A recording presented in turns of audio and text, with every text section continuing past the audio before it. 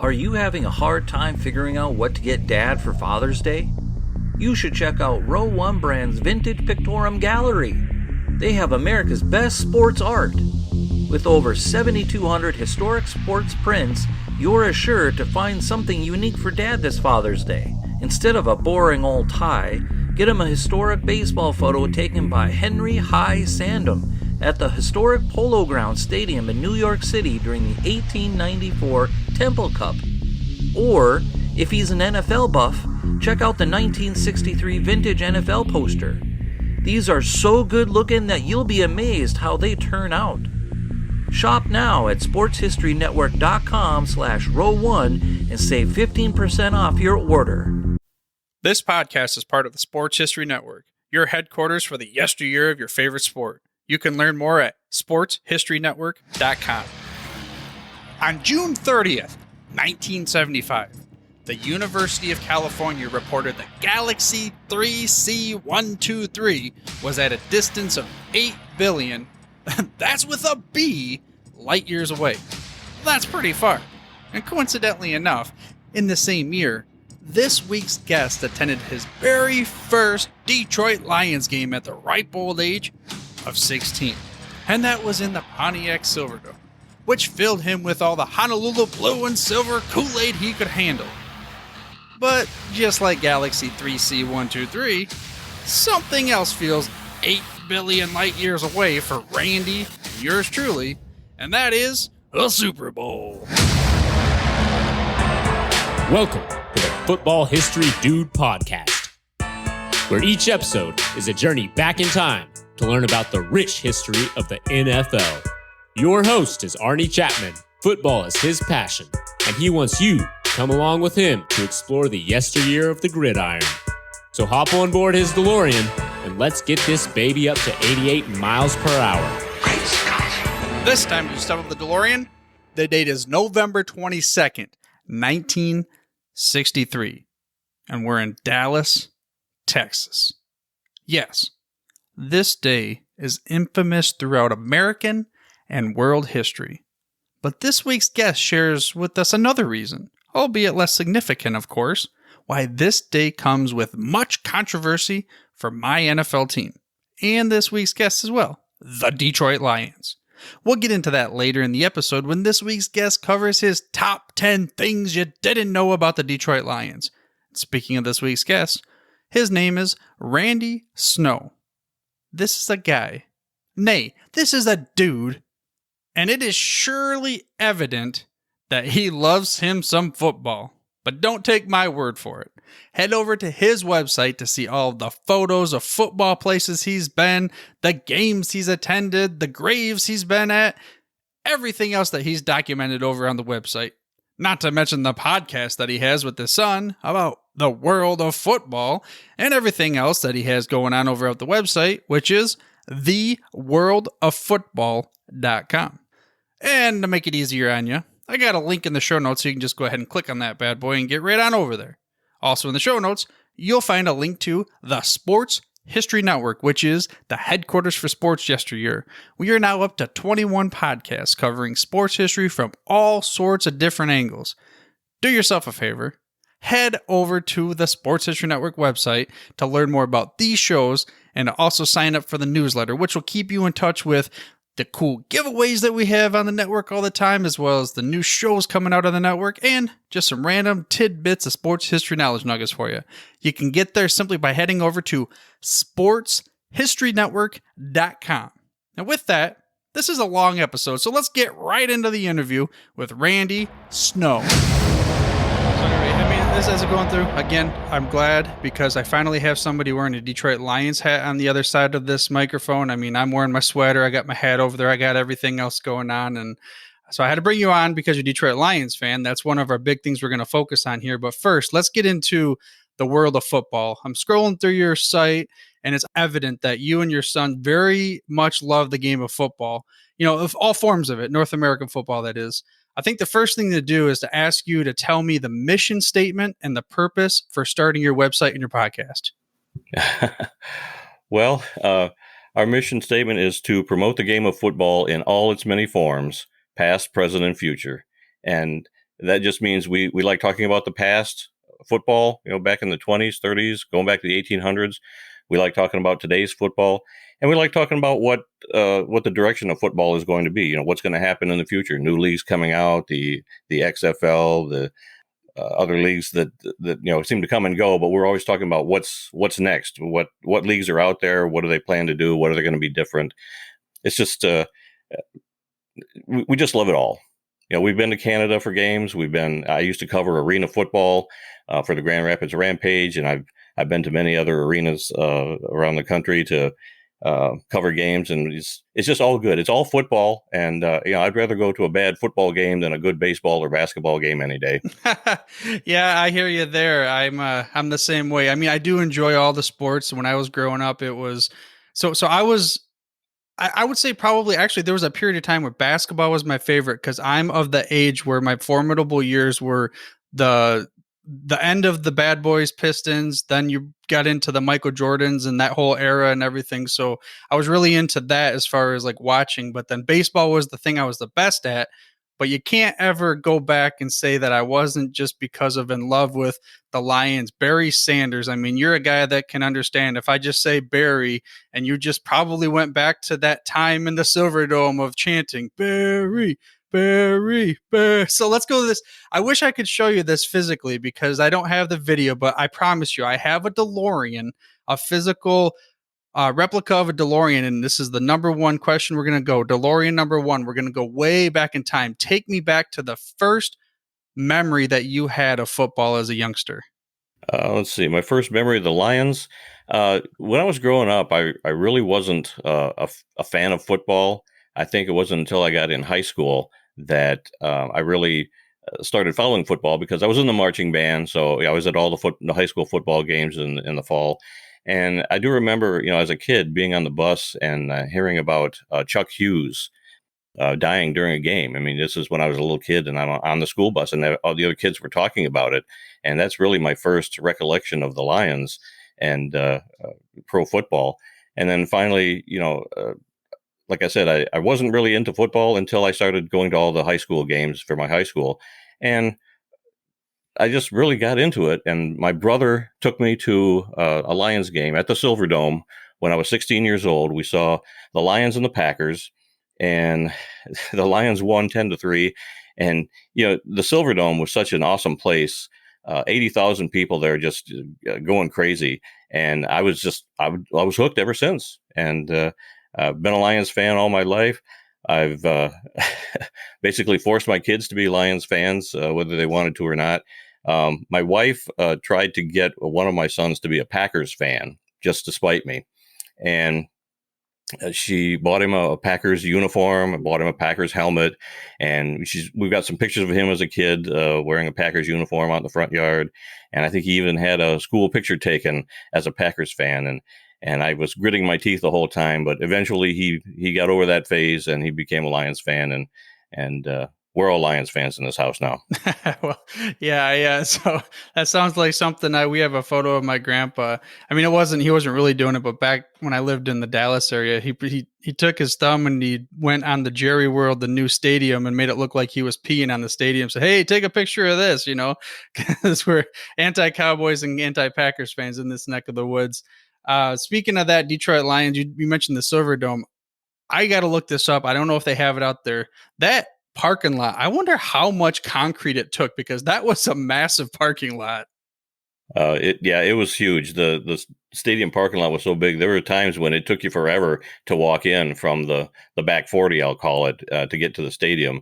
And when after a win, it was great because you didn't mind that long walk. But after a loss, it just seemed like it took forever to get back to your car. Especially in Michigan in the middle of December. I'm never dealing with January, unfortunately, but in the middle of December. Yeah. I've always tried to go to games early in the season because, here in Michigan, it's so hard to drive, from Kalamazoo to either Pontiac or Detroit. That's a 2-hour drive. And if the weather's really bad, I mean, and you don't know, when you buy tickets, what it's going to be like in December and late November. I've been to many Thanksgiving Day games, and those are always good. So it depends on the game. If I really want to see it, I'll go. But otherwise, I'll try to go early in the season to see them. And then when the weather turns bad, I'll just sit in front of the TV and watch them. Yeah, I'm with you. I mean, I remember one game. I don't know what time of year it was. It had to have been sometime near the winter time because it was a massive storm. And on the way home, it typically takes, I'd say about an hour and a half after you deal with traffic and everything to get out. But it was at least 3 hours for us to get home. I don't know how many cars were on that side of the road. I'm sure some of them had a little bit of liquid courage running through their veins or something like that. But Yeah. regardless of the situation, stadiums, and we've always had the Dome, at least ever since Briggs Stadium. Have you ever been to Lions games outside of Detroit? Oh yeah, I've been to see the Lions play in Cleveland, and my sons and I have been to Indianapolis to see a game. Indianapolis is an awesome stadium, and the Brown Stadium is pretty good too. But I've never been to Lambeau for a game, or Chicago. That's kind of on my list to do those. But yeah, I've been to Indianapolis. I've also been to Carolina. We saw Detroit play the Panthers down there back in 2002, and that was pretty good too. The weather was great. It was an early season game. So yeah, we've traveled a little bit to see them. Adam really wants to go see the Lions play Los Angeles this year out in LA. He wants to see that stadium real bad. He's torn about going and spending the money for a ticket and then flying out there and seeing the game. But he's definitely thinking about it. Yeah, that's one of those I can talk. Okay, so I can talk to you about this as being a lifelong Lions fan, because I personally am torn. On one hand, I mean, I would love to go to a stadium in LA and all that stuff. But as far as the Lions fan goes, I am going to find myself rooting for Stafford because I was a Stafford truther. I really enjoyed that guy. His grit. Yeah, he made some bonehead plays, but again, he was put in some tough situations. But ultimately, I'm glad for him as a non-Detroit Lions chance. But at the same time, with those 2 first rounders, hey man, Stafford, why don't you win one of them and then maybe just go ahead and sell off to the sunset or something like that? Yeah, it was really hard to see Stafford leave. I mean, he was the best thing we've had on this team since Barry, I think. And I know a lot of people didn't like him. They didn't think he could win, but I felt like if they could build a better team around him, he would be fine, because he's been carrying this team for so many years. And I was really sad to see him go, but I think he'll do great in Los Angeles. So I'm going to follow him too, just because he's a former Lion, and I wish him the best. Oh yeah, me too. I mean, you're talking, what was it? So 2000, was it 2009? Was it the year he was drafted? I believe so. It was the year after they went 0-16, so that was 2008. Yeah. That's probably why I had a hard time figuring it out, because that's like one of those when you have a traumatic experience, it wipes everything from your memory, I think. So, Yeah. But I mean, we joke around. I mean, like I said, you're a VIP on this podcast because I don't get too many Lions fans. Fortunately, I get, what, I'm going to give Joe Ziemba, when you're listening to this, I'm giving you some crap right now. Tommy Phillips, all you guys, Packers and Bears fans. I got too many of them on the network. I need to bring you on so we have more Lions fans on this network. And that's really why I brought you on this show. The most recent issue of the Coffin Corner from the Pro Football Researchers Association, and you happen to hit the cover. You're the poster boy right there. Let's talk about that article. Give me the 10 things that the listener of this show did not know about the Detroit Lions. Well, there's a lot of things that people don't know about Detroit. They only go back as far as the Super Bowl era, so a lot of people aren't really familiar with the fact that Detroit actually played in 4 championship games in the 50s. They were in the 52, 53, and 54, and then again in 57. And they won 3 of those. And ironically, all 4 of those games were against the same team, the Cleveland Browns. So even though the Browns, the Lions, the Texans, and the Jaguars, they're the 4 teams that have never been to a Super Bowl. Detroit and Cleveland do have a history of champions. The Browns even more than Detroit. So a lot of people just are not aware of that one fact, that Detroit and Cleveland played in 4 title games in the 1950s.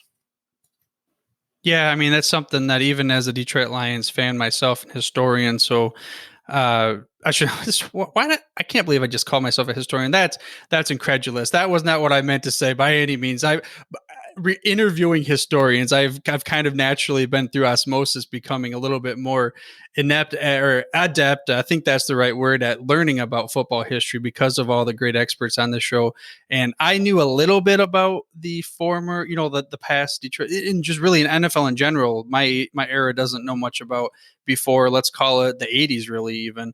And learning about how dominant they were, more than just through than just like the highlights, I guess you could say. I mean, it's like, hey, why can't we just do that again? Mr. Ford, why can't you just sell the team again? And why don't you talk about that? There's a little bit of that going on there too, in part of your top 10.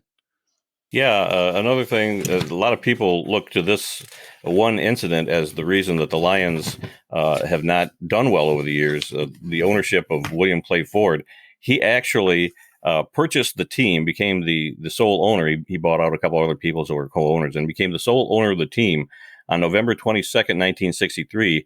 And if you look up in your history books what that date is significant for, that's the day that John F. Kennedy was assassinated in Dallas. So the very day that Kennedy was assassinated, William Clay Ford bought the Detroit Lions. And there was an interesting story where after they made the deal and signed all the papers, several of them went to lunch to celebrate Ford purchasing the team, and the waitress came over and she said, did you guys hear about President Kennedy? And at first they thought it was some kind of a joke, like, okay, what's the punchline? And then they realized that she was serious. And then on the TV, that there it was, President Kennedy had been assassinated. So some people will look to that and say, well, that's part of the dark history of the Lions, that they say that's why the team has not done well, is because they were kind of cursed because of the day it was purchased by William Clay Ford.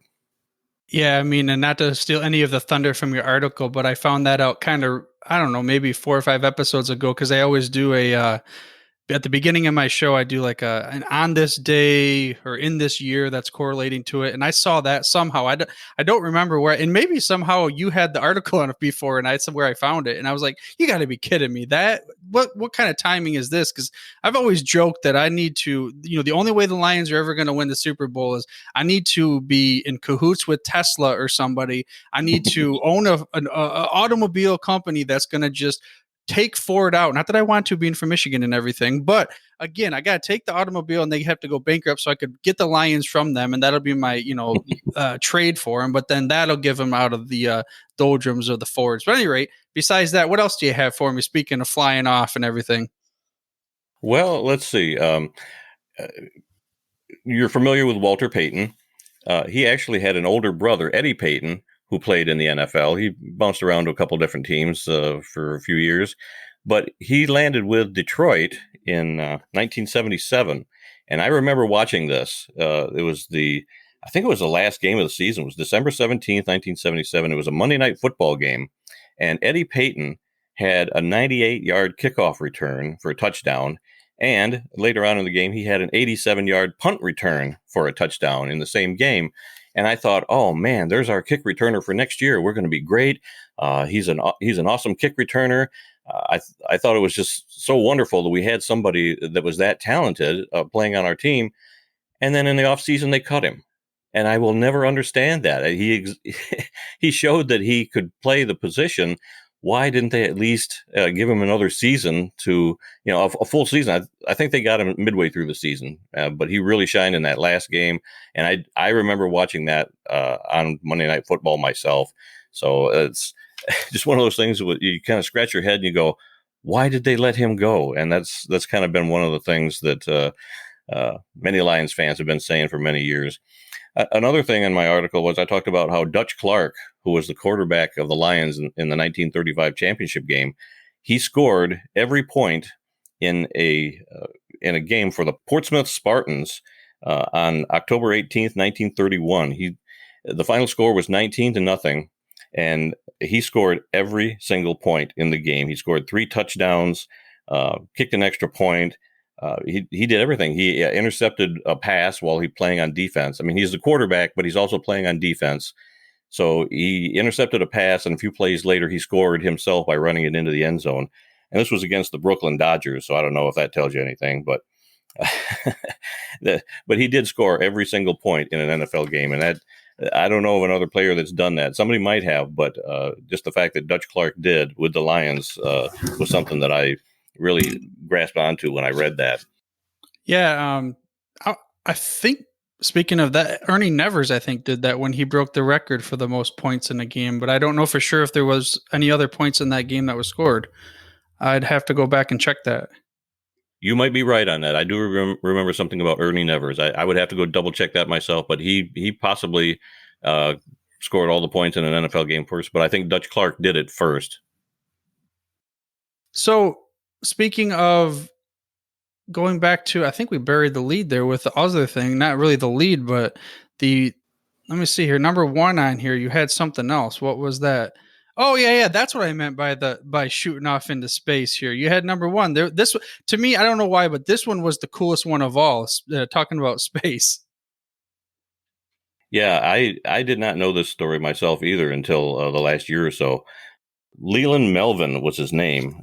He played for the University of Richmond, and he was drafted by the Lions. Let's see, what year was that? Okay, he was an 11th round pick in the 1980 NFL draft by the Lions, and he didn't make the team. He was with them for a couple of preseason games, I think, and then he got cut. He went up to Canada. He was going to play up in Canada.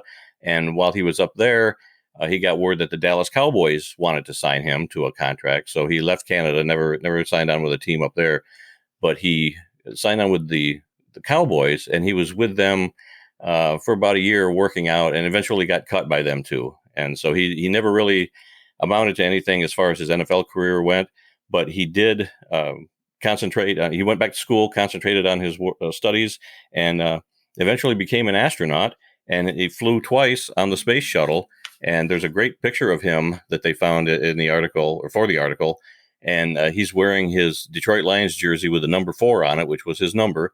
And you can see that he's in the space shuttle looking out over the Earth outside the window. So that was another thing that a lot of people probably don't know, because I had never heard it until recently myself. Yeah, I mean, let's just say he's in a higher class than where he would have been within the NFL. I mean, being an astronaut, that is impressive. Yeah, he's obviously a smart guy. It wasn't meant for him to play football. He was meant for bigger and better things, and I think he did pretty well for himself. Yeah, so I don't know if that's going to be, we'll have to figure it out. I mean, we'll just pretend like this is the case, but take that, Packers, take that, every other team out there. At least we had a Lions jersey in space. What did you have? Well, there may have been some other jerseys in space, but I think they were just fans. They weren't actual former players or draft picks. Right. Yeah. I mean, I told you, this is our fantasy world. You and I are Detroit Lions right now. We get to talk and no one else can listen because I'm muting them. So we're pretending for the fact that it's just Detroit Lions jerseys. And that's it. You have any other cool facts from the article? Yeah. There was a couple of other things. Lem Barney and Mel Farr got to sing backup on a Marvin Gaye hit. I'm sure you're familiar with the song "What's Going On," but that was a big hit for him in the Motown days. And the way it worked out was that Marvin Gaye was living in Detroit, and he was a big Lions fan. Lem Barney was a big Marvin Gaye fan himself. And Lem Barney wanted to meet Marvin Gaye, and he found out that he played golf every week at this particular golf club. So one day, Lem Barney went out to the golf course to see if he could find him. And he's asking around some of the people that work there. And they said, "No, Marvin's not here today, but we can tell you where his house is." Now, can you imagine somebody today pointing you to some big celebrity's house and say, "Yeah, just go over there and go to his house"? Well, that's what they did. So Lem Barney drove over to his house, walked up to the front door, knocked on the door. Marvin Gaye opens the door and he says, "I'm a big fan of yours." And Marvin Gaye says, "I know who you are. You play for the Lions. Come on in." And they became instant friends over that. And Lem Barney and Mel Farr, another player for the Lions, they ended up all being friends. And they would go and go to the Motown studios and listen to Marvin Gaye record some of his songs. And one day he was recording "What's Going On," and he just asked them if they would sing backup with several other people. And so they did. And Lem Barney and Mel Farr actually won gold records because that record went gold. And so they got copies of gold records for their participation on that song.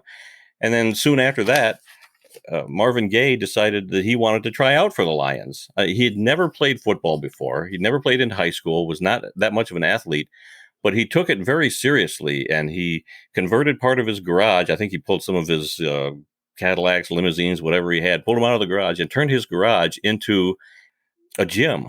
He had weights, he had other things there, and he was very serious. He dropped a lot of weight, and he really bulked up, and he was very serious about trying to sign on with the Lions. And they gave him a courtesy tryout. They were worried that he was going to get hit really hard in a game, so they didn't want him. They didn't want to be the team that that took down Marvin Gaye. So eventually, they just said, you're not right for the team, and he accepted that, and he went back to making great music. And again, like I said before, this wasn't what Marvin Gaye was meant to do. He was meant to make great music in Detroit, and that's what he did. But yeah, he actually did try out for the Detroit Lions. Speaking of music and Detroit Lions, what was the song? I just remember as a kid listening to it on the way to school. It was like, was it was it called the parody of Another One Bites the Dust? Yes, another one. It was Jimmy Spider-Man Allen. He recorded it along with David Hill and a couple other players. They kept the same beat, and they just kind of changed the words a little bit, something that Weird Al does now. But they came up with a song, Another One Bites the Dust, and they talked about how they were having a great season that year. I want to say it was 1980. I'm not positive. It might have been 81, but I actually have that on a 45. They were selling those in stores, and I might have been at the stadium too. They might have been selling them at the Silverdome, but I have that on a 45, and you can find it out there on YouTube. But yeah, Another One Bites the Dust, because they were having a great season that year. They were like 4-1, and they went 5-1, and so every time they win another game, it's Another One Bites the Dust, and that was their song that year. And I don't think they made the playoffs that year either. They kind of fell apart towards the end of the season, but when that song was going on and they were winning games early in the year, that was a great time to be a Lions fan. Yeah, I just remember. So I must have been listening to it way after it came out then, because I would have been born in '85. Though the old Super Bowl shuffle guys and everything. But geez, man, I want to say it would have been in the mid '90s probably when we would have been listening to it on the way to work, or the way to school. But we would have had probably a VHS just to record it or something like that. Not VHS. What are those called? Oh man, I'm really showing my age here. Cassette tapes.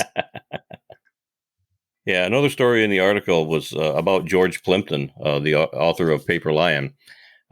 Interesting that he was a big fan of Bobby Kennedy, and he was at a political rally out in California, and another former player, Rosie Greer, who's one of the four horsemen, the fearsome foursome from the Los Angeles Rams of the 60s.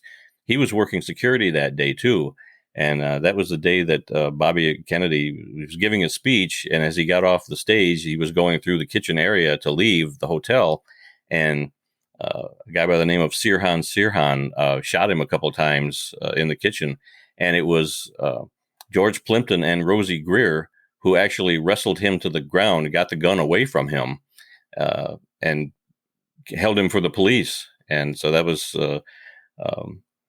just an incredible event that a couple of former football players, well, if you can call George Plimpton a football player, that they had a hand in apprehending the man that assassinated Bobby Kennedy. That was an incredible story also, that a lot of people probably don't know that. Yeah, I mean, your article was the first time I had ever even heard of that as well. And speaking of that, so how many we get through now? I don't know how many we have left. I lost count here. Let's see. I think we're up to number 8 here. Running back Billy Sims almost became a member of the USFL's Houston Gamblers, and I remember this too. This was in the mid '80s, and Billy Sims had been with Detroit for a couple of years, and he was really good. I mean, to me, Billy Sims was Barry Sanders before Barry Sanders came along. Had he not been injured, he would have been talked about the way people talk about Barry Sanders right now. But he had an agent by the name of Jerry Argovitz, who became a part owner of the Houston Gamblers of the USFL, but he was still acting as Billy's agent, and which you're not supposed to do. I mean, that was kind of like illegal. So he was trying to tell Billy that the Lions were not interested in him. They didn't want to they didn't want to re-sign him. But in actuality, the Lions did want to re-sign him. So he actually wound up signing a contract with the USFL team. And then when he realized what was going on, that he'd been lied to by his agent, it all went to court. And eventually the courts decided that his contract with the USFL was null and void because, as the owner of the team, he couldn't act as the player's agent. So he remained with Detroit. Unfortunately, this was after 3 seasons, and Billy played one more season and got injured midway through the season in a game against the Vikings, and his career was over. But Billy Sims was an awesome player. He was one of my favorite players at the time. In fact, I have his very first game in 1980 against the Los Angeles Rams when he made his debut with Detroit. Just an awesome game. He really set the NFL on fire with his performance that day, and I've always been a big fan of Billy Sims. Yeah, I mean, I didn't watch him live, of course, but I when I think of Billy Sims, I think of the airplane move, of course, in the end zone, and then really more recently with the show, I've learned more about his career and what people thought about him, even though it was short. I do have an autographed football of him, though. I don't know which casino it was. I was younger, and I just remember being in a parking lot at a casino, probably Soaring Eagle, and my dad went in and got a football autograph to Billy Sims. So I could say I have one of those. So speaking of that, so you have one more, right, from the article? Right. Yep. Yeah, the article ends with the fact that Detroit has drafted 7 Heisman Trophy winners over the years, and I list each one. The first one was Frank Sinkwich out of Georgia. He was the 1942 Heisman Trophy winner. And then there was Leon Hart, the 1949 Heisman winner. Howard Hopalong Cassidy from Ohio State. He was the 1955 Heisman Trophy winner. Steve Owens out of Oklahoma. He was the 1969 Heisman Trophy winner. Then, of course, you've got Billy Sims out of Oklahoma in 78. And let's see, Barry Sanders from Oklahoma State in 1988. And there's Andre Ware. Well, I really had big hopes for Andre Ware when he was drafted. He was the Heisman Trophy winner out of Houston in 1989. And he just seemed like he was going to be the perfect fit because at the time, Detroit was running the run and shoot offense, which was very popular at that time. And he was from Houston, and Houston was running the run and shoot offense. It seemed like a perfect fit for him to come to Detroit, run that same offense. We had some decent receivers, but it just didn't work out for Andre Ware. I don't know what it was. He could throw the ball a mile, but his receiver wasn't there when the ball hit the ground. So I really, really had big hopes for Andre Ware, and I'm sorry that things didn't work out with him in Detroit because he was an awesome player in college. And there was one other Heisman Trophy winner that Detroit had. They didn't draft him, but everyone's familiar with Doak Walker out of SMU. He was the 1948 Heisman winner. We actually got him from a trade with the New York Bulldogs. He spent like one season there, and then we made a trade for him and got him in Detroit. And he and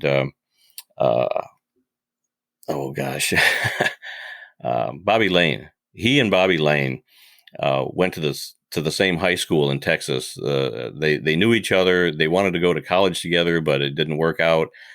So I mean, between Bobby Lane and Doak Walker and some of the other guys that we had, Leon Hart, Detroit had an awesome team in the 50s, and people just don't realize that, but they really did. And I'm hoping that we can turn things around here in the next couple of years and get these Lions into a Super Bowl. Yeah, well, I hate to say it to you, you're in what they call the Detroit Lions Groundhog Day every 3 years or something like that, because you just said the same thing we say every 3 years. And speaking of that high school there in Dallas, that's where Stafford went too. So, yes. The first thing I had to do when I went down there is I have a I went to that stadium, and when I have a video or a picture of me in that with Stafford's jersey on. So again, the Stafford, and then Jerry Jones' grandson won the state championship while I was down there not too long ago. That had to be rigged because it was in the Jerry Dome, and the refs, if they're looking up at Jerry sitting there in his little cubicle office up there, up in the the mansion. And if I don't put this player at any rate, I'll get out of that Jerry World kind of business. And I'll get on to the Coffin Corner. There's something I heard in your last episode that you and your son were talking about it kind of couples into the next what we're going to discuss: the Professional Football Research Association convention and the archives and the Coffin Corner. And your article, there was something cool you said. Where do they put this? Yeah, well, the Coffin Corner is the magazine of the Professional Football Researchers Association, and every issue goes out to the members, of course, but they also send a copy, I think, to every team in the NFL, to certain newspaper reporters. They get a copy of the magazine also. It comes out 6 times a year, so every other month there's an issue out. But they are also archived at the Pro Football Hall of Fame in the Ralph Wilson Preservation Center. That he spent a lot of money to get that going, and there actually is a section where all of the Coffin Corners, ever since the organization was started back in 1979, I believe, is there to be preserved for all time. So it's kind of nice to know that you write an article, they put it in the Coffin Corner, and it's going to be in the Hall of Fame for forever. So that's kind of cool. And so I always encourage other people to write an article for the Coffin Corner, just to have it in the Hall of Fame for the rest of your life. And speaking of that, if a listener of the show is interested in writing their own article to submit, where should they go?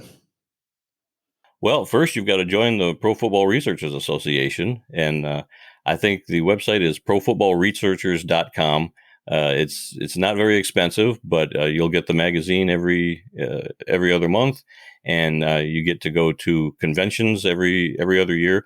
We hadn't had one in 3 years because last year's convention got canceled due to COVID. COVID ruined everything last year, but they had it this year, and it was at the Pro Football Hall of Fame. So just to spend a couple of days at the Hall of Fame, listening to some great speakers. I actually did a presentation myself also with a few other members, and it's just a great time. The Pro Football Hall of Fame is Disneyland for football fans. You can't get enough of it. You don't want to leave. I spent way too much money in the gift shop. I bought an Alex Karras Hall of Fame T-shirt, and I got a Calvin Johnson one for my son. There's so many cool items there that you can spend all day there. We had a 2-hour break, and a buddy of mine went there, and we spent the whole 2 hours at the gift shop. And I had my arms full of stuff. I kept saying, where are the shopping carts at? Because I had so much stuff I couldn't carry it all, and they don't have shopping carts there. But it's just a great place to be. And in years past, we've had conventions in Green Bay, so we got to see do a tour of Lambeau Field, which is pretty cool.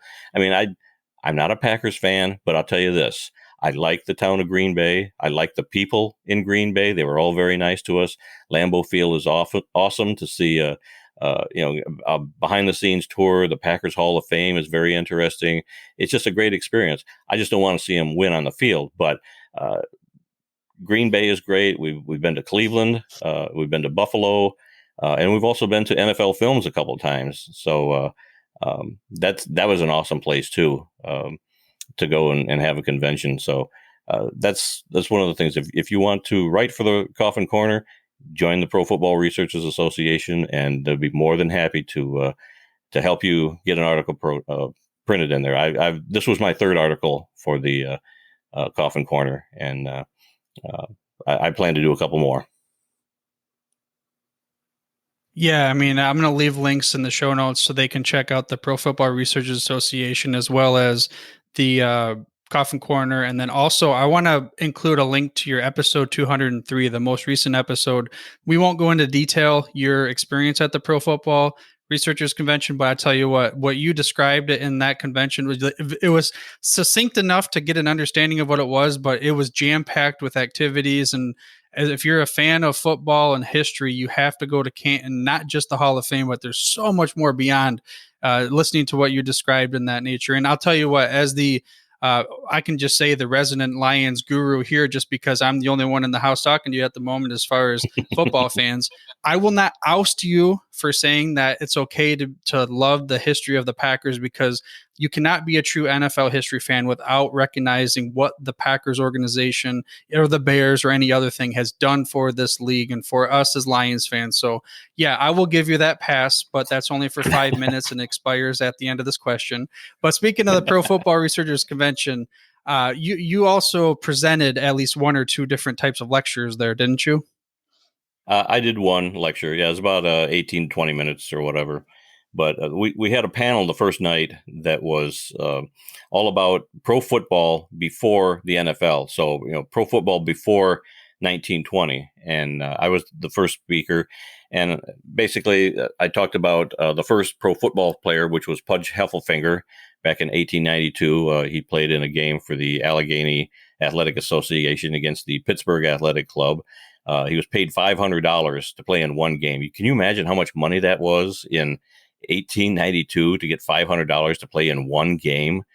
And but the fact that he became the first pro football player because of that wasn't really known until the 1960s, when they found the record book or the accountant's book for the Allegheny Athletic Association. And in their ledger, they had handwritten in there, Pudge Heffelfinger, cash, $500 for playing in the game.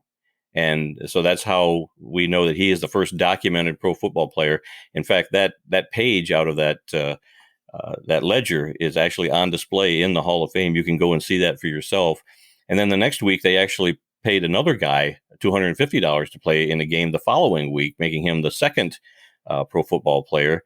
His name was Ben Sport Donnelly. And so they're both on the same page. You can see both of their names and the fact that they paid him cash to be in those games. And then I also talked about the first pro football team, which was the Allegheny Athletic Association. In 1896, they fielded a team where everybody on the team was being paid. They were all paid $100 each to play in 2 games. They played 2 games in 2 days, and that was their entire season for that year. And then they disbanded after that. Because of some problems with the Amateur Athletic Union, knowing that they were paying people to play on their team, so they had to disband. But they went out in a blaze of glory by playing 2 games where everybody was paid $100 each to play in those games. And then finally, I talked about Charles Follis. And Charles Follis was an African-American who was, he grew up in Wooster, Ohio, and he played professionally for the Shelby Blues from Shelby, Ohio, which is right near Wooster. And he signed with them in 1902, played with them in 1906, and starting in 1904, he was paid $10 a game to play. So making him the first black pro football player in 1904. And tragically, he only lived to the age of 31. He died of pneumonia. And but the whole town of Wooster and Shelby have started with something they call the Black Cyclone Trail. That was his nickname, the Black Cyclone from Wooster. Wasn't that a great nickname? My gosh, they don't get any better than that. And they have the Black Cyclone Trail where you can go around town, and they have like historical markers. You can go visit his grave. You can visit the old high school football field where he used to play. The current high school stadium there in Wooster is called Follis Field. And then in Shelby, they have a couple other places. They have the site where the Shelby Field was, and they also have you can go to see the grave of the team owner that signed him to the team in Shelby. So yeah, those were the 3 people that I talked about during my talk, and it was fairly well received. Yeah, I mean, speaking of also the Cyclone Trail there with the grave. There's a lot of photos of you at former player and coaches' graves on your site. I mean, first, what was the first one? Second, why did you decide to take photos of it and then proceed to go forward with it? Well, the first grave that I ever went to was Newt Rockney's grave down in South Bend. It's not too far from Kalamazoo here. It's maybe an hour and a half drive. And I'd known that he was buried down there for some time. And we went down and got pictures with that. And after that, then I wanted to go see the grave of George Gipp. And he's buried in Calumet, Michigan, which is way up at the top of the Keweenaw Peninsula in the Upper Peninsula. So we went to visit his grave. And the whole reason I got into this is when I was a kid growing up, my dad worked in a factory for 36 years, but he had 5 kids. I was the 4th out of 5 kids. And so he always had like a second job. He was a locksmith for many years. He sold cemetery monuments, and he also had his own archery shop in town for a while. And so I remember as a little kid, my dad would get in touch with the funeral homes. They'd find out who had passed away, and he would go and talk to the family, and he would help them design the headstone to go on the grave. And I remember as a kid going with him to many cemeteries around a couple of different counties where we lived, and he would go and make sure that the stone got delivered, that everything was spelled right, the dates and the names, everything was right. It was the color they wanted and all that. So, and we lived next to a cemetery growing up. So it was not a big deal at all for me to go to cemeteries and have an appreciation for these sort of things. And so when I got into going to the football graves, it just made a lot of sense. I mean, it was very natural for me. It's one thing to read about Newt Rockne or Vince Lombardi or whoever, and they're just words on a page. But when you actually go and you find Vince Lombardi's grave in New Jersey and you stand next to his final resting place, it really brings that person to life. I don't know if that's a good way to put it or not, but it makes them real. They're a real person, and here you are standing next to their final resting place, and so. I have a whole list of ones that I've gone to, about 27 so far, but I have even more. There's several around the Chicago area I want to go see. There's some in Pennsylvania. I actually went down to Dallas a few years ago when Western Michigan University was playing in the Cotton Bowl against Wisconsin. And the first thing we did as soon as we got into town is I headed for a cemetery where I found the grave of the Cowboys coach, Tom Landry. And that was kind of interesting. And then not too far away from Tom Landry was the owner of the Kansas City Chiefs, Lamar Hunt. So those two guys are buried in the same cemetery in Dallas. I've been to Champaign, Illinois, and saw the grave of Buzz Nutter, who was a great Illinois coach. Been to Pop Warner's grave, Paul Brown's grave in Canton, Joe F. Carr's grave. He was an NFL president from 1921, and he was there for about 20 years. That's in Columbus, Ohio. There's Walter Lingo. He was the owner of the Oorang Indians team out of LaRue, Ohio. They were the smallest town to have an NFL team. I think there's only a couple hundred people in the whole town, but he bought a franchise and he had a team for a year or two. Like I said, been to Charles Follis's grave and John Heisman's grave in Rhinelander, Wisconsin. Been to see Bronco Nagurski's grave in International Falls. During the pandemic, my wife and I went to see William Clay Ford's grave in Detroit. And a few miles away in another cemetery was the grave of Ralph Wilson, the Bills owner. People don't know this, but Ralph Wilson never actually lived in Buffalo. He always lived in Detroit. He and William Clay Ford at one time or another were part owners of the Lions. And the reason that the Bills have a blue color for their uniforms was because he was a part owner of the Lions and he liked that. So they're buried in separate cemeteries in Detroit. I've been to see Bo Schembechler's grave in Ann Arbor. I've been all over the place. But even while I was at the Pro Football Hall of Fame this past weekend, a buddy of mine and I took a little side trip, and we went to a tiny town of Hiram, Ohio, which is about an hour's north of Canton, and we found the grave of Jack Trice. Now, if you're not familiar with Jack Trice, Iowa State University, their football stadium is called Jack Trice Stadium. And the story behind him is in 1923, he was an African-American player playing in his second varsity game as a sophomore, and he played on the defensive line. He got knocked down during one play and was literally trampled over by a couple of players from the other team. Some people thought that it might have been racially motivated. I think he was the only black player on the whole field that day. And then he wound up dying 2 days later. his story got kind of lost over the years, but it was like rediscovered in the 50s, and ever since then, the students at the school have been on a campaign to get the stadium named Jack Trice Stadium, and finally, a few years ago, that actually did happen. So Iowa State does play in Jack Trice Stadium, and I just when I found out that his grave was so close to Canton, which is where I was going to be last weekend, I said, I've got to go see it. And we did. We found it, got some pictures taken with it, and checked off another one off my grave list.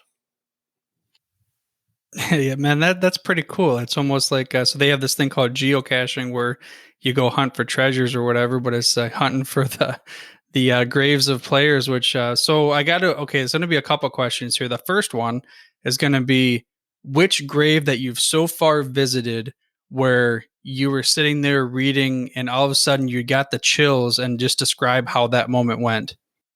Well, you'd be surprised that a lot of these graves, they're very plain. They don't talk a lot about the person's football career.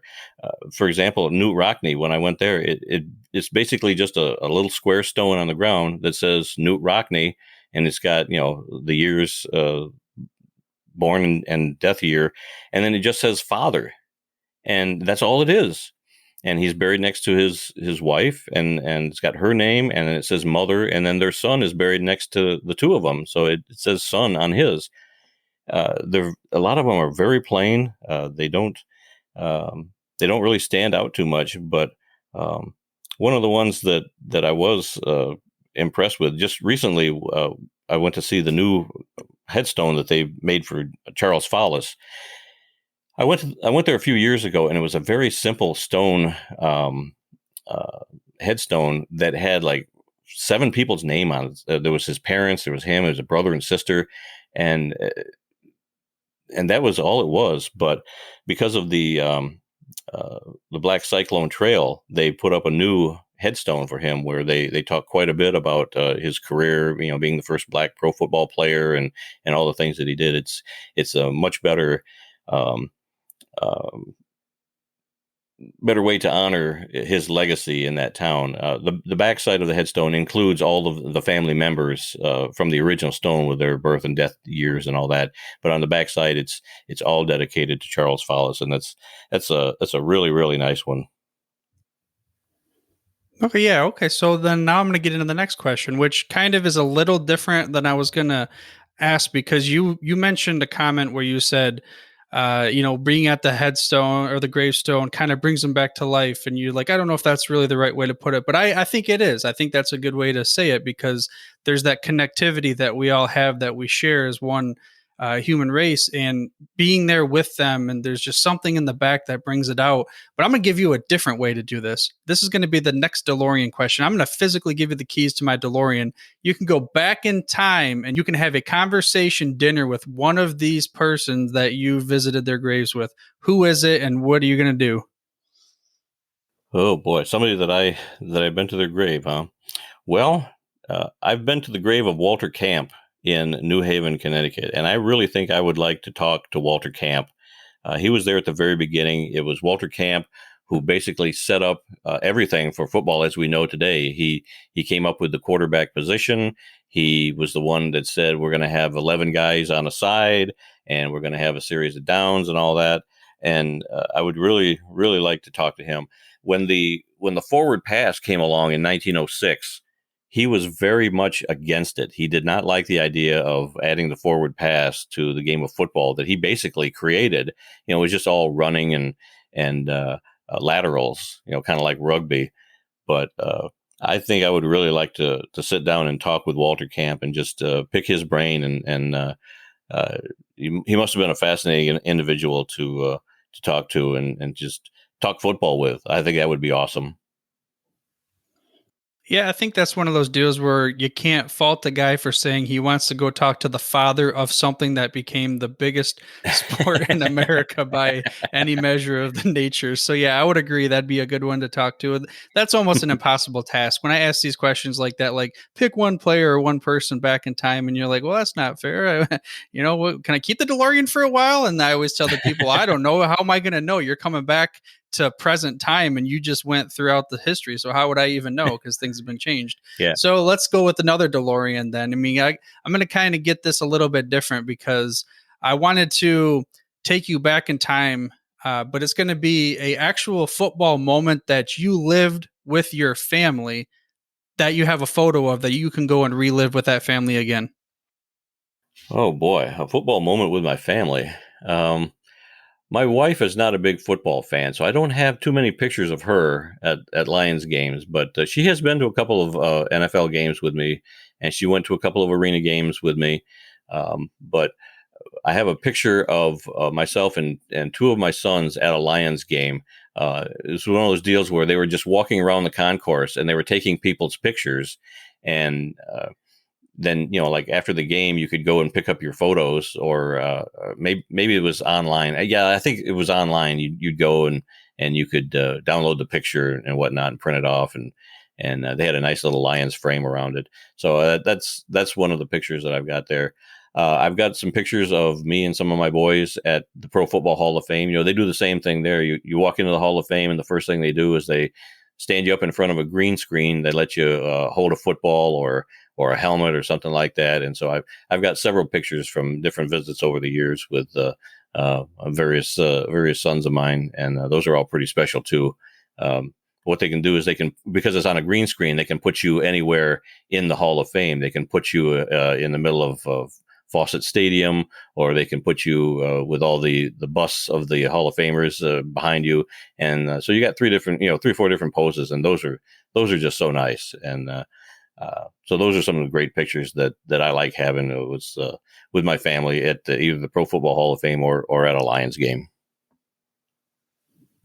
Speaking of photos, so the listener of the show needs to go to theworldoffootball.com and they need to look at your photos, because you have a pose, like you command presence of the room like nobody's business. Well, I wouldn't say that. I'm trying to suck in my gut half the time so I don't look as bad as I really am. But I do take a lot of pride in going to these places, because, when you've been in a car for a couple of days trying to get to a grave somewhere, and you want to take a good picture to remember that for all posterity. Yeah, no, I agree. I mean, you still got to give it to somebody like you that, like you said, you just mentioned you spent a couple of days in a car to go take a photo of a grave of somebody who may not have been around for 50, 60 years or whatever it is. So there's that dedication. And even in your tagline, you talk about how Kalamazoo's the center of the football world or something like that. I forget. What is the tagline that you guys say there?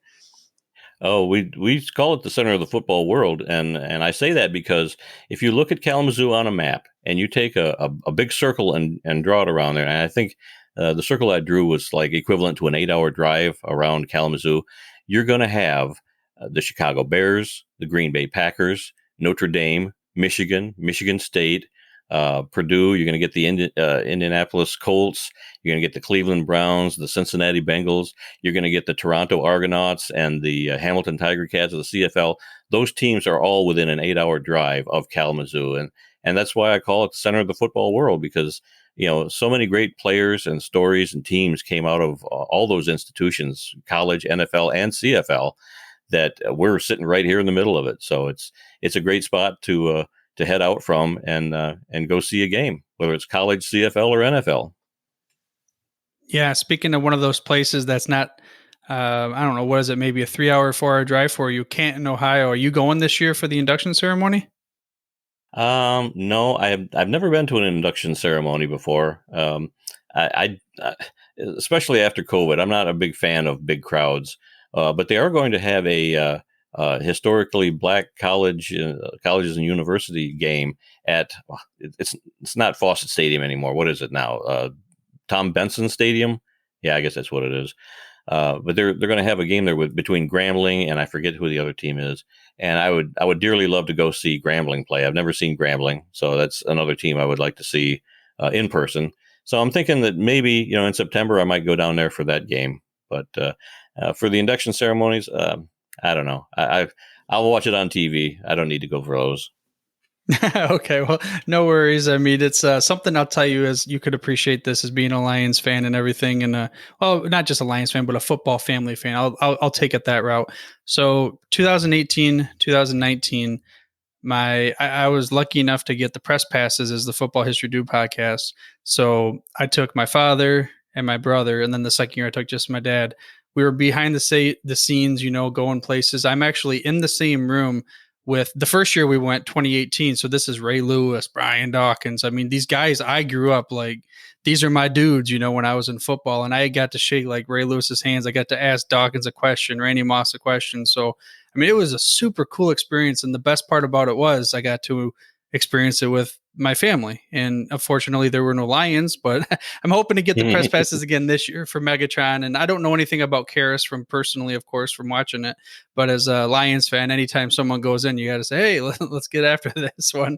I wish I would have been there for Barry Sanders, but the only time I was at the Hall of Fame previously before this 2018 season, he was still playing. I was younger. I had those really goofy looking glasses, and I just remember sitting on AstroTurf, but they had a photo of Barry Sanders for probably breaking some kind of record or something. I don't know what it was, but we got a picture of my family in front of that. So again, football is family is what we talk about. There you go, Jeremy McFarland. There's a shout out for your podcast. Something I want to tell you too, Randy. First off, thank you for your service. How many years were you in? I was in the Michigan Air National Guard for 21 years.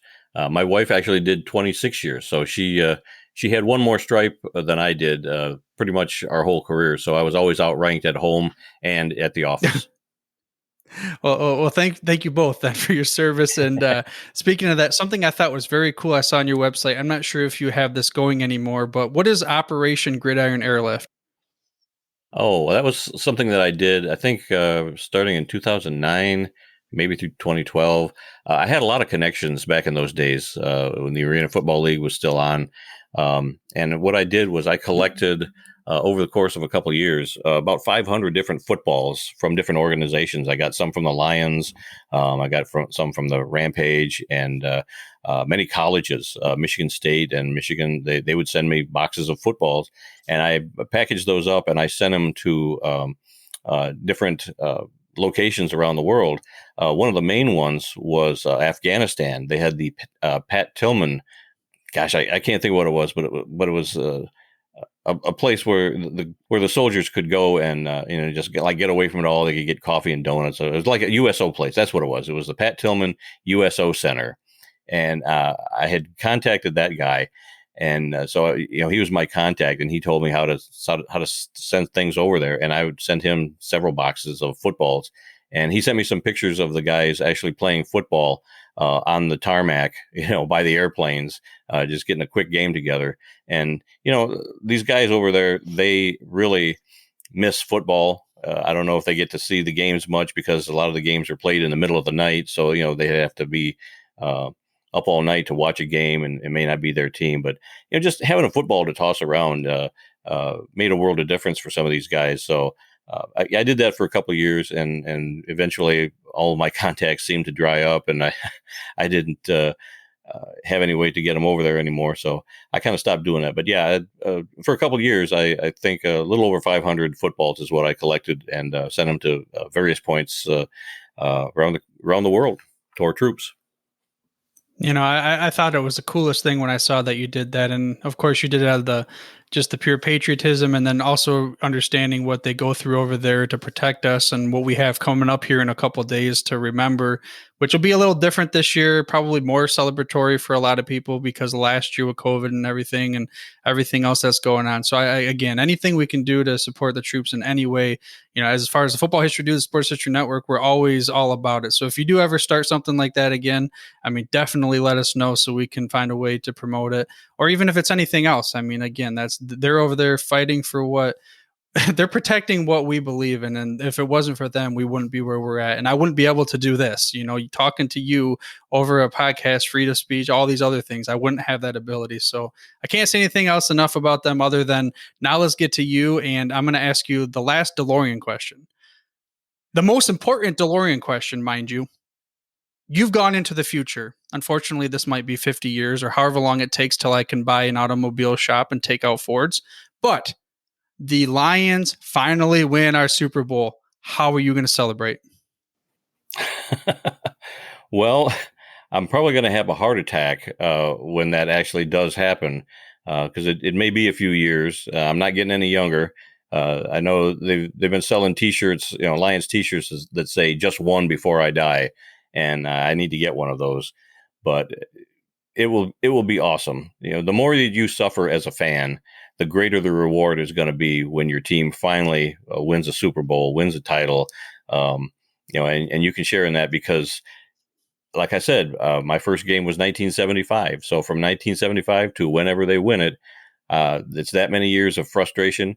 They've had some great seasons. They've had some terrible seasons, but through thick and thin, I've been following them, and it's when it does happen, it's going to be awesome. And I just hope I don't have a heart attack that day and wind up in the hospital or worse.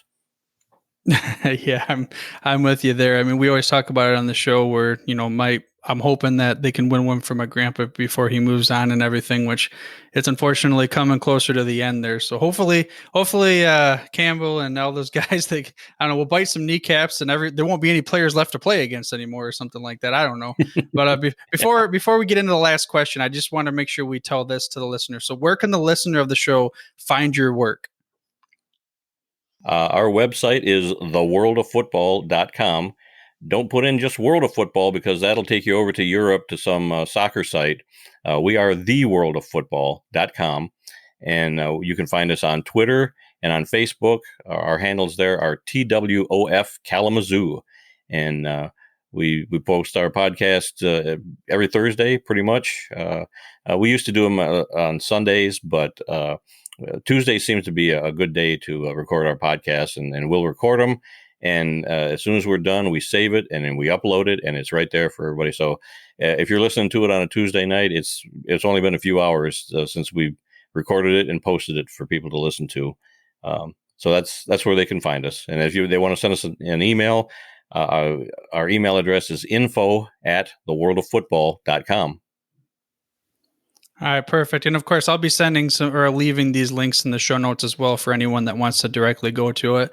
So I got to get you to that last, we'll call it the words of wisdom, golden gridiron, knowledge nugget, whatever you want to throw to it. You give it a label yourself, but give somebody that's listening to this show some words of wisdom that, let's say they're trying to dip their toes into the wonderful world of the history of professional football, or football that is, and they're not quite sure what they should do next. What kind of words of wisdom would you give them? Well, there are an awful lot of resources out there. I just was at a used bookstore today, and I picked up a book that's called The Big Nine, and it's a book about the Big Ten Conference before they got a 10th team. So this, I think it was published in 1948. You can find a lot of resources in old bookstores. There's a lot of online resources where you can research the history of football. And all I can say is pick something that you're really interested in. I mean, if it's just the history of your particular team, become an expert on that. If it's the history of the USFL, go for it. Do your research on that. Become an expert in the history of the USFL. There were some great players and great games. I went to 3 games during the 3 years that they were playing, and I dearly love the USFL. And that's part of why I do what I do now, because I'll be talking to my son about the USFL, and I just assume that he knows what I'm talking about, and he'll look at me like, that's before I was born, Dad. I'm sorry. I don't understand it. So there are all kinds of resources out there. I have a lot of links on my website. There's a link page where you can look up stuff from the CFL, the USFL, the World Football League, you name it. There are a lot of links to all sorts of great pages. I don't have to recreate everything because other people have got some great pages out there on all different aspects of football history. So find something that you like and just keep digging until you know everything you can possibly know about it. There you go. Keep on digging until you know everything you can possibly know about what you want to know about. And speaking of what you want to know, being able to learn everything, and maybe not everything, but learning a little bit, I wonder if there's a place that has all of these different pieces of information in one gathering. Wait a tick, there is. I mean, I'm glad you asked, because we have a great resource for you to find information about sports history all in one place, and that's called the Sports History Network, the headquarters for sports yesteryear. Over there, you can check out all the podcasts that we have in the lineup to keep, digging into the information, like he said. And we keep adding more shows to this lineup, as well as articles on the website, so you can learn more about the history of your favorite sport. The best way to get there is simply going to sportshistorynetwork.com. And if you find yourself that maybe you're interested in starting your own show, your own podcast about the history of your favorite sport or team, tell you what, reach out to us on the contact page, because we would love to help you start and launch your show. But for now, dude, I'm through if you're through. Thank you for listening to this episode of the Football History Dude. To make sure you're the first to get the next episode, please subscribe on your podcast player of choice and head on over to thefootballhistorydude.com for the show notes and more information on the history of the NFL. And remember, dudes, where we're going, we don't need roads. We here at the Sports History Network proudly partner with 26 podcasts, all revolving around the history of sports. But did you know that many of our hosts were sports history authors way before they started their shows? It's true. We've got Joe Ziemba, host of When Football Was Football, Joe Zagurski, host of Pro Football in the 1970s, Mark Morthier, host of Yesterday's Sports, Tommy Phillips, host of Lombardi Memories, and Scott Adamson, co-host of From the 55-Yard Line. All these authors have many books for you to choose from. To check them out, go to our website at sportshistorynetwork.com/sportshistorybooks. Pick up your copy today. Soundtrack provided by Kevin MacLeod of filmmusic.io.